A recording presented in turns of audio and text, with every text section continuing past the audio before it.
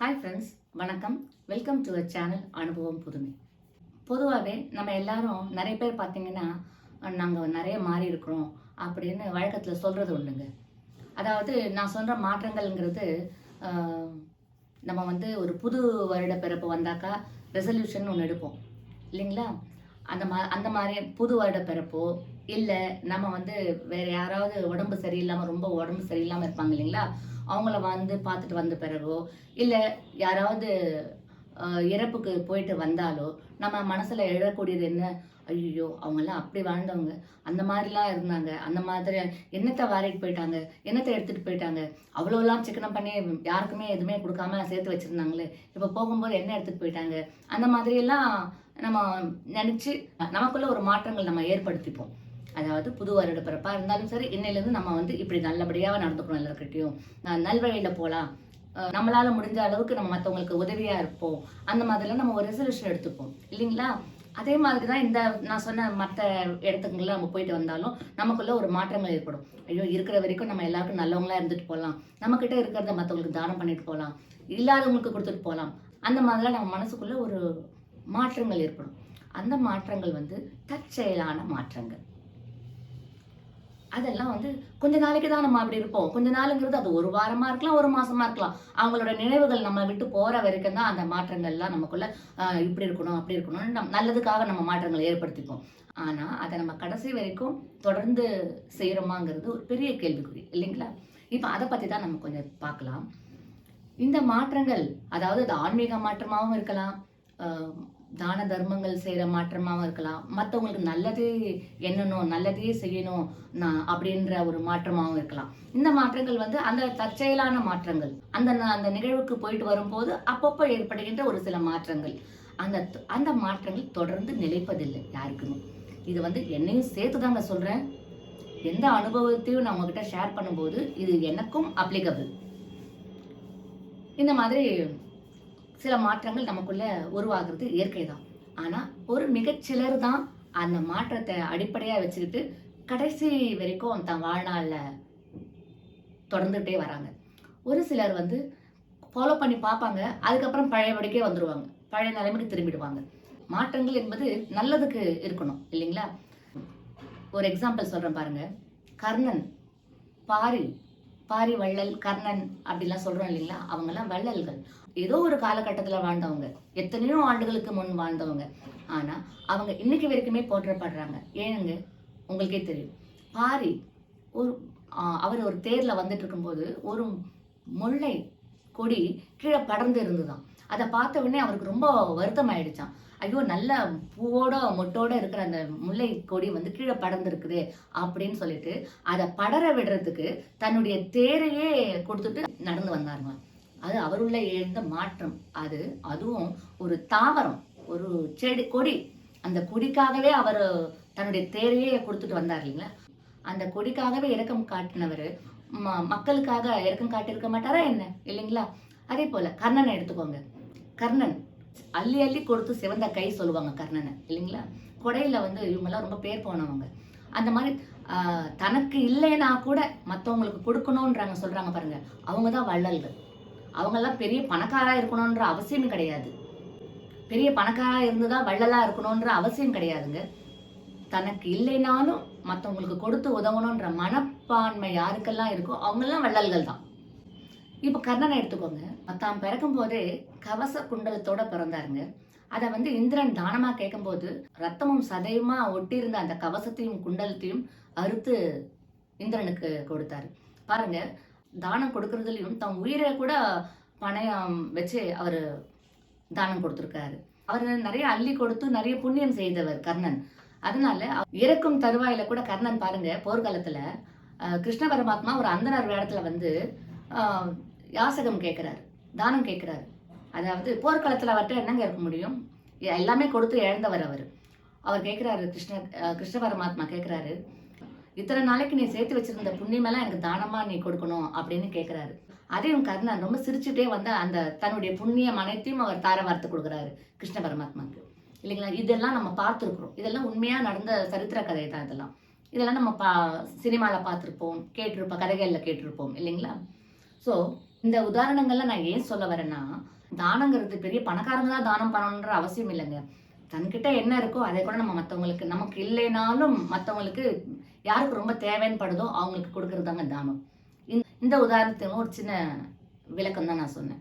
இப்ப இந்த இந்த சொன்ன உதாரணங்களுக்கும், இப்ப நான் சொல்ல போறதுக்கும் நெறைய தொடர்பு இருக்குங்க.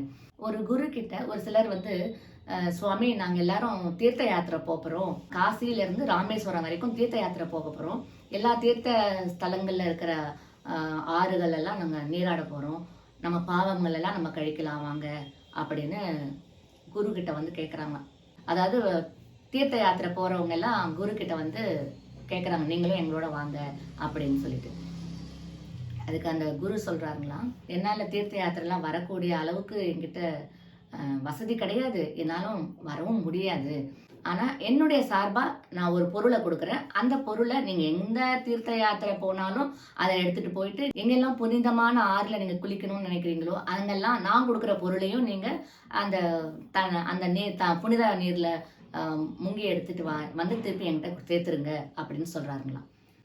அவங்களாம் ரொம்ப ஒருத்தருக்கு ஒருத்தர் பார்த்துக்கிட்டு ஆச்சரியப்பட்டுக்கிட்டு, அப்படியே ஆகட்டும் சுவாமி அப்படின்னு சொல்கிறாங்களாம். அப்போது அவர் வந்து ஒரு பாகற்காய் சொல்லுவோம் இல்லைங்களா, அந்த பாவக்காயை கொடுத்து, என் சார்பாக இந்த பாவக்காயை நீங்கள் தீர்த்த யாத்திரைக்கு கொண்டு போங்க அப்படின்னு கொடுத்து அனுப்புகிறாருங்களாம். சரி குரு ஆச்சே, குரு சொன்னாருன்னு சொல்லிட்டு எல்லாரும் வந்து அந்த பாவக்காயை வாங்கிட்டு விடை பெற்றுட்டு தீர்த்த யாத்திரை போகிறாங்களாம். தீர்த்த யாத்திரை போகும்போது எந்த இடத்துக்கெல்லாம் புனித நீராடுறாங்களோ அங்கெல்லாம் வந்து அந்த பாவக்காயும் தண்ணியில் மூழ்க வச்சு மறுபடியும் பத்திரமா எடுத்துக்கிறாங்க.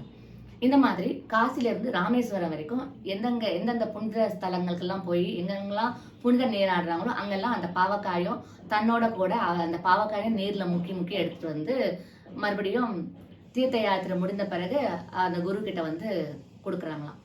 சுவாமி நீங்கள் சொன்னபடி எங்களோட தீர்த்த யாத்திரையில் நாங்கள் எங்கெல்லாம் புனித நீராடணுமோ அங்கெல்லாம் வந்து இந்த பாவக்காயை நாங்கள் புனித நீராட விட்டு இப்போ உங்ககிட்ட கொண்டு வந்து கொடுக்குறோம். அப்போது அவர் வந்து தன் சீடனை கூப்பிட்டு இதை வந்து சிறு சிறு துண்டுகளாக அந்த பாவக்காயை நறுக்கி கொண்டு வா அப்படின்னு சொன்னாருங்களாம். அப்போது அந்த சீடனும் அந்த பாவக்காயை சிறு சிறு துண்டாக நறுக்கி கொண்டு வந்தாங்களாம். கொண்டு வந்த பிறகு குரு எல்லா அந்த தீர்த்த யாத்திரை போயிட்டு வந்தாங்க இல்லைங்களா, அவங்கள ஒவ்வொருத்தரையும் கூப்பிட்டு அந்த பாவக்காய் நறுக்கி வச்ச பாவக்காவை ஒரு துண்டு எல்லாருக்கும் கொடுக்குறாருங்களாம்.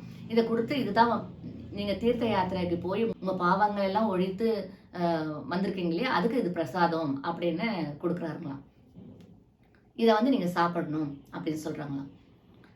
அப்போது எல்லாரும் வந்து திகைச்சு போயிட்டாங்களாம். திகைச்சு போயிட்டு என்ன இவர் பாவக்காயை போயிட்டு கொடுக்குறாரு சாப்பிட்றதுக்கு, ஏன்னா பாவக்காய் சாப்பிட்டா கசக்கும் இல்லைங்களா, அதனால எல்லாருக்கும் கொஞ்சம் வெறுப்போட பார்க்குறாங்களாம். இல்லை நீங்கள் இந்த பிரசாதத்தை நீங்கள் சாப்பிட்டு தான் ஆகணும் அப்படின்னு குரு சொல்கிறாங்களாம். அவருடைய கட்டளையை மீற முடியாது இல்லைங்களா, அதனால அந்த தீர்த்த யாத்திரை போயிட்டு வந்தவங்க அத்தனை பேரும் அந்த துண்டு பாவக்காயை வாயில் போட்டு மென்னாங்களாம். கடிச்சு மென்று சாப்பிடும்போது முகமெல்லாம் பல கோணங்களில் போகுதான் எல்லாருக்கும். போயிட்டு ஒரு சிலர் வந்து வாந்தி எடுத்தாங்க, ஒரு சிலர் வந்து துப்பிட்டாங்க, ஒரு சிலர் முழுங்கவும் முடியாமல் துப்பவும் முடியாமல் முகத்தை அஷ்ட கோணலில் வச்சுட்டு இருந்தாங்க.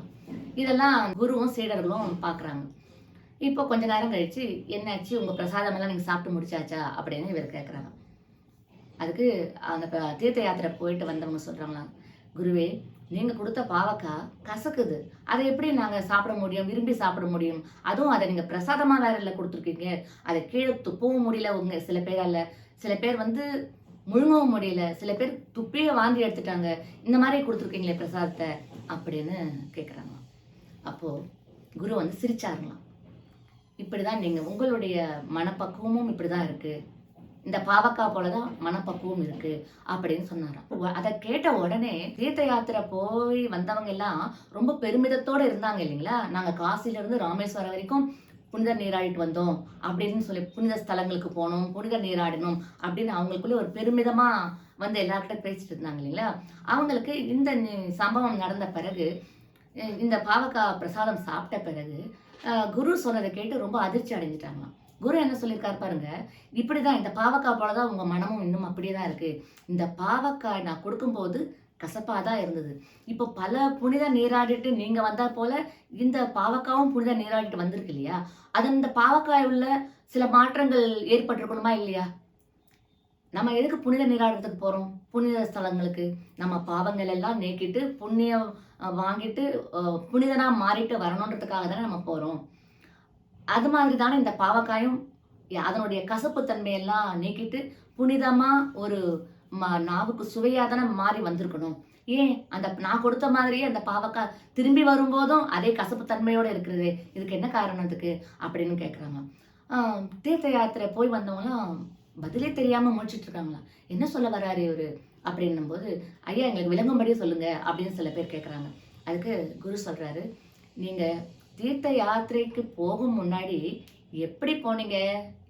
நாம வந்து பாவங்கள் எல்லாம் அந்த புனித நீராடும்போது பாவங்கள் எல்லாம் ஒழித்து விட்டு நம்ம உடலாலும் மனதாலும் புனிதமா ஆக்கிட்டு வரணுன்றதுக்காக தான் நீங்க போனீங்க. ஆனா உங்களுள் எத்தனை பேருக்கு அந்த மாற்றங்கள் ஏற்பட்டிருக்கு? உடலாலும் உள்ளத்தாலும் அந்த மாற்றங்கள் ஏற்பட்டிருக்கு. இப்போ இந்த என் சார்பா பாவக்காய உங்ககிட்ட கொடுத்து அனுப்புனேன். அந்த பாவக்காய் வெளிப்புறத்துல இருக்கிற சில அழுக்கு இருக்கும் இல்லைங்களா? தூசு, ஏதாவது மணல் எதனா இருக்கும் இல்லையா? அது மட்டும் தான் அந்த புனித நீராடும் போது அந்த அழுக்கு தான் போயிருக்கே தவிர, அந்த பாவக்காய் உள்ள இருக்கிற கசப்புத்தன்மை நீங்கிடுச்சா? மாற்றமே இல்லை இல்லைங்களா? அதுபோல தான் நீங்களும் புனித நீராட்டு வரும்போது வெறும் எக்ஸ்டர்னலா புறத்தை தான் நீங்க சுத்தப்படுத்திட்டு வந்திருக்கீங்க அந்த புனித நீரால தவிர, உள்ளத்தால எத்தனை பேர் நீங்க சுத்தமாயிட்டு வந்திருக்கீங்க? யாராவது சொல்ல முடியுமா? நான் உள்ளத்தால ரொம்ப சுத்தமாகிட்டு வந்திருக்கிறேன் அப்படின்னு உங்களால சொல்ல முடியுமா? அப்படின்னு கேட்குறாங்களாம். கொஞ்சம் அறிவுக்கு எட்டனவங்க, குரு சொல்றது சரிதானே. ஆமா. நம்ம உடலால தான் நம்ம வந்து புனிதமாக்கிட்டு வந்திருக்கிறோம். உடல் சுத்தம் செஞ்சுட்டு வந்திருக்கிறோம் புனித நீர்ல. ஆனா உள்ள ஆன்மா சுத்தி படுத்த முடிஞ்சதா அந்த புனித நீராடினதால? அப்படின்னு அவங்களுக்கே ஒரு கேள்வி எழும்பிச்சான். புனித யாத்திரை போயிட்டு வந்தவங்கல்ல ஒரு சிலர் வந்து, ஐயா நான் உடலாலும் உள்ளத்தாலும் சுத்தமாயிட்டு தான் வந்திருக்கிறேன், புனிதமாயிட்டு தான் வந்திருக்கிறேன்றாங்க. ஒரு சிலர் அமைதியா இருக்கிறாங்க. சரி, அந்த ஒரு சிலரை குரு கேட்கிறாரு, அப்படியா நான் ஒன்னு கேட்கிறேன், உன்னால கொடுக்க முடியுமா அது அப்படின்னு கேட்கிறாராம். அப்போ கண்டிப்பா நான் செய்வேங்க ஐயா, நீங்க சொல்லுங்க என்ன வேணும் அப்படின்னு கேட்கிறாராம். அதுக்கு குரு சொன்னாருங்களாம், உங்ககிட்ட இருக்கிற செல்வங்கள் அனைத்தும் என்னுடைய ஆசிரமத்துக்கு நீ கொடுத்துடணும் அப்படின்னு கேட்கிறாருங்களாம். இதை கேட்டு அந்த நான் உள்ளத்தாலையும் உடலாலையும் புனிதமாயிட்டு தான் வந்திருக்கேன்னு சொன்னார் இல்லைங்களா, அவர் திகைச்சு போயிட்டாராம். ஐயோ நம்மக்கிட்ட இருக்கிறதே ஒரு வீடு தானே, அதையும் இவர்கிட்ட கொடுத்துட்டோம் நாம எங்கே போய் இருக்க முடியும் அப்படின்னு ரொம்ப திகைச்சு போயிட்டு பதில் சொல்ல முடியாம ரொம்ப வெட்கப்பட்டு கீழே குனிஞ்சுக்கிட்டாருங்களாம். காரணம் என்னங்க சொல்லுங்க? உள்ளத்தாலும் புனிதம் அடைந்து இருந்தாக்கா அந்த பாரி எப்படி வந்து முல்லைக்கு தேர் கொடுத்துட்டு போனாரோ, அந்த கர்ணன் எப்படி பிறக்கும் போதே உடலோடு வந்த கவச குண்டலத்தையும் அறுத்து இந்திரனுக்கு தானமாக கொடுத்தாரோ, அந்த மாதிரி குரு கேட்ட உடனே இந்த தீர்த்த யாத்திரை போயிட்டு உடலாலும் உள்ளத்தாலும் புனிதமானவன் அப்படி சொல்லிக்கிறார் இல்லைங்களா, அவர் குரு கேட்ட உடனே தன் செல்வத்தை கொடுக்கறதுக்கு தயாரா இருக்கணுமா இல்லைங்களா? நம்ம தீர்த்த யாத்திரை எதுக்குங்க போறோம்? நமக்குள்ள ஒரு நல்ல மாற்றங்கள் வரணும், நல்ல மாற்றங்கள் வரணும். உடலாலும் உள்ளத்தாலும் நல்ல மாற்றங்கள் தூய்மை அடைந்து மாற்றங்கள் வரணுன்றதுக்காக தானே போனோம். ஆனா நாம போறதெல்லாம் உடல் தூய்மை மற்றும் மற்றவங்க கிட்ட நம்ம பகட்டா சொல்லிக்கிறதுக்காக தான் நம்ம வந்து நாங்கள் அங்கே போனோம், காசி முதல் ராமேஸ்வரம் வரை நாங்கள் அப்போ தீர்த்த யாத்திரை போயிட்டு வந்தோம்னு சொல்கிறோம். எத்தனை பேர் காசி முதல் ராமேஸ்வரம் வரை போயிட்டு வந்தவங்க உள்ளத்தால் மாற்றங்கள் அடைஞ்சிருக்காங்க? நீங்களே சொல்லுங்கள். அதுக்கு தான் இந்த சின்ன கதையை நான் உங்ககிட்ட சொன்னேன். இது கதை இல்லைங்க, இது நிஜமாகவே நிகழ்ந்த ஒரு நிகழ்வை தான் நான் உங்ககிட்ட சொல்லிட்டு இருக்கேன். இப்போ இருக்கிற காலகட்டத்தில் 21st செஞ்சுரியில், அதாவது ஏஐ காலகட்டம், அதாவது ஆர்டிஃபிஷியல் இன்டெலிஜென்ஸ் காலகட்டம், மொத்தத்தில் சொல்லணும்னா கலிகாலம். கலிகாலத்தில் நம்ம எல்லாரும் வாழ்ந்துட்டு வரோம். நம்ம வந்து புராண காலத்தில் வாழல. புராண காலத்தில் வாழ்ந்த மாதிரி பாரி மாதிரியோ இல்லை கர்ணன் மாதிரியோ அதியமான் மாதிரியோ, அதியமான் அவர் ஒரு வள்ளல் பாருங்க, அவருக்கு ஒரு நெல்லிக்கனி கிடைச்சது. ஔவையார் வந்து ஒரு நெல்லிக்கனி கொடுத்தாங்களாம். அந்த நெல்லிக்கனியை யார் சாப்பிட்றாங்களோ அவங்க வந்து பல காலம் உயிர் வாழ்வாங்க அப்படின்ற ஒரு அற்புதமான நெல்லிக்கனி. அந்த ஔவையார் நாம அதை சாப்பிட்டோம்னா நம்ம வரைக்கும் தான் அது, நம்ம மட்டும்தான் உயிர் வாழ்ந்து என்ன பண்ண போறோம்? இதை ஒரு நாட்டை ஆள்ற அந்த மன்னனுக்கு கொண்டு போய் கொடுத்தாக்கா அந்த மன்னன் நல்லபடியா வாழறது மூலமா அந்த நாட்டு மக்கள் அனைவருக்குமே அந்த மன்னன் நல்லது செய்து மக்களை வாழ வைப்பான் அப்படின்ற ஒரு நோக்கத்துக்காக அந்த ஒரு அரிய நெல்லிக்கனிய அதியமானுக்கு கொண்டு போய் கொடுத்தாங்களாம். பாருங்க, அந்த காலத்துல வாழ்ந்த சில உதாரணங்கள் நான் சொல்றேன். இந்த காலத்துல, இந்த கலியுகத்துல, இப்ப வாழ்ற நம்ம கலியுகத்துல மற்றவங்களுக்கு சேர வேண்டிய பொருளையே நாம அபகரிச்சுக்கிட்டு அவங்களுக்கு கொடுக்காம வாழ்ந்துட்டு வந்துட்டு இருக்கோம். அப்படிதான் சில பேர் வாழ்ந்துட்டு இருக்காங்க. இப்படி இருக்கிறவங்க மற்றவங்களுக்கு எப்படிங்க தானம் பண்ணுவாங்க? அப்படியே அது தானம் பண்ணாலும் அது பகட்டுக்காக, ஊருக்காக, பேர் புகழுக்காக தான் இருக்குமே தவிர அதுலயும் ஒரு சுயநலம் தான் இருக்கும். தன் பேர் புகழுக்காக அந்த தானம் செய்யறது ஒரு சுயநலமாக தான் இருக்கும். இப்ப கலியுகத்துல என்ன சொல்றாங்க தெரியுங்களா? தனக்கு மிஞ்சிதான் தானம் அப்படின்னு ஒரு வாய்மொழி இருந்துட்டு இருக்கு. அதாவது இது பழமொழி நான் சொல்ல மாட்டேன், வாய்மொழின்னு தான் சொல்லுவேன். அதாவது நமக்கு போய் மிச்சம் இருந்தாலும் தானம் பண்ணணுமா? அதுக்கு பேர் தானமே கிடையாது இல்லைங்களா? தனக்கு இல்லைனாலும் அந்த பொருளை யாருக்கு ரொம்ப தேவைப்படுதோ அவங்களுக்கு கொடுக்குறாங்க பாருங்க, அதுதான் உண்மையான தானம். ஆனா இப்பெல்லாம் பழமொழியெல்லாம் கிடையாது, எல்லாமே வாய்மொழி தான். ஏன்னா நம்ம எல்லாரும் வந்து கலியுகத்துல வாழ்ந்துட்டு இருக்கோம். அதாவது சுயநலமிக்க வாழ்க்கை வாழற யுகத்துல நம்ம வாழ்ந்துட்டு இருக்கோம். அதனால தான் தனக்கு மிஞ்சிதான் தானம் அப்படின்றத வாய்மொழி நாளடைவில் பழகி பழகி தானம் என்ற ஒரு வார்த்தைக்கு அர்த்தமே இல்லாம வாழ்ந்துட்டு வந்துட்டு இருக்கோம். அப்படியே தப்பித்தவரை நம்ம தானம் செஞ்சாலும் அதை வந்து நம்ம பேருக்காகவும் புகழுக்காகவும் தான் செய்யறோம். கோவிலுக்கு ஒரு நன்கொடை கொடுக்குறோம் வச்சுக்கோங்களேன். அதாவது ஒரு கோயிலுக்கு ஒரு பல்போ, ஒரு டியூப் லைட்டோ, ஒரு அலமாரியோ கொடுத்தா கூட அந்த கபோர்ட்லயோ அந்த அந்த அந்த ஷெல்ஃப்லயோ அந்த டியூப் லைட்லயோ உபயம் அப்படின்னு போட்டுட்டு அவங்களுடைய பேரை போட்டுக்கிறாங்க. ஏன்னா இன்னார் இதை கொடுத்தாரு அப்படின்றது ஊருக்கு தெரியணுமா? அப்படிதான் தானம் செய்யறாங்க எல்லாருமே. அது தானம் இல்லை. தனக்கே இல்லைனாலும் மற்றவங்களுக்கு தேவைப்படுறவங்களுக்கு கொடுக்குறோம் பாருங்க, இல்லாதவங்களுக்கு கொடுக்குறோம் பாருங்க, அதுதான் தானம். ஸோ இந்த தீர்த்த யாத்திரை போய் வந்தவங்களுக்கு உடலால தான் புனித நீராடி தூய்மை அடைந்திருக்குதே தவிர உள்ளத்தால எந்த மாற்றமும் இல்லை. அந்த பாவக்காயை போலதான் இவங்களுடைய உள்ளமும் கசப்பா இருக்கு இல்லைங்களா? இதை தான் அந்த குரு வந்து சொன்னது. பாவக்காய் எப்படி தீர்த்த யாத்திரை போய் வந்ததோ அது போலதான் உங்களுடைய தீர்த்த யாத்திரை பயணமும் அப்படின்னு ஒரே வரியில அழகா குரு சொல்லிட்டாருங்களாம்.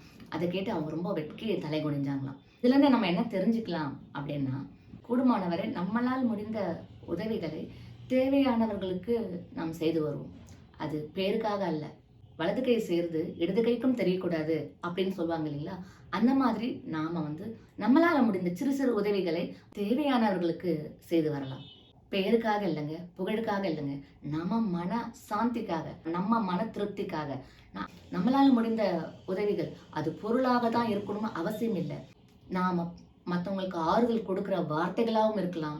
நாம் அவங்களுக்கு செய்யக்கூடிய உதவிகள் நமக்கு கரத்தின் மூலமாகவும் இருக்கலாம். இந்த மாதிரி சிறு சிறு நம்மளால முடிந்த நல்ல விஷயங்களை நமக்குள்ள நல்ல மாற்றங்களை ஏற்படுத்திக்கிட்டு நம்மளை சுற்றி இருக்கிறவங்களை சந்தோஷமா வச்சிருக்கிறது நம்ம சிறு முயற்சி எடுப்போம். இப்படி செய்து பழகி பாருங்களேன், நம்மளுடைய மனசு தானாகவே தூய்மை அடைஞ்சிட்டு வருங்க. உங்களுக்கு சமயம் கிடைக்கும் போதெல்லாம் இப்படி ஒரு நல்ல விஷயங்களை நம்மளை சுற்றி இருக்கிறவங்களுக்கு, தேவையானவர்களுக்கு, இல்லாதவர்களுக்கு செய்து பாருங்களேன், நம்மளுடைய மனம் தூய்மை அடைஞ்சிட்டே வரும். இதுக்காக மெனக்கெட வேண்டிய அவசியமே இல்லை. பாவக்காய் தீர்த்த யாத்திரை போய் வந்த கதை நமக்கு வேண்டாம். நமக்குள் நல்ல மாற்றங்கள் ஏற்படுறதுக்கு தீர்த்த யாத்திரை போக வேண்டிய அவசியமே இல்லைங்க. நம்ம இருக்கிற இடத்துல இருந்து நீரால் நம்ம உடம்ப தூய்மைப்படுத்திக்கலாம். இந்த மாதிரி ஒரு சிறு சிறு நல்ல விஷயங்கள் தேவையானவர்களுக்கு, இல்லாதவர்களுக்கு செய்து அதன் மூலம் நம் உள்ளத்தை தூய்மைப்படுத்தலாம். இதை செஞ்சு பாருங்களேன், ஆட்டோமேட்டிக்கா உங்களுக்கு ஒரு மனசுல ஒரு சந்தோஷம் வரும். அது சந்தோஷமா, அது திருப்தியா இருந்து நமக்கே தெரியாது. அப்படி அது ஒரு மன அமைதி, நிம்மதி கொடுக்கும். அந்த மன அமைதியோ நிம்மதியோ அந்த சந்தோஷம் அடையுது பாருங்க, அதுதான் உள்ள தூய்மை. இதுக்காக தீர்த்த யாத்திரையில போகணும் அவசியமே இல்லை. இருக்கிற இடத்துல இருந்தே நம்ம வந்து புறத்தாலும் அகத்தாலும் நம்மை நாமே தூய்மைப்படுத்திக் கொள்ளலாம். மறுபடியும் இன்னொரு அனுபவத்தின் மூலம் நான் உங்களை சந்திக்கிறேன். நன்றி, வணக்கம்.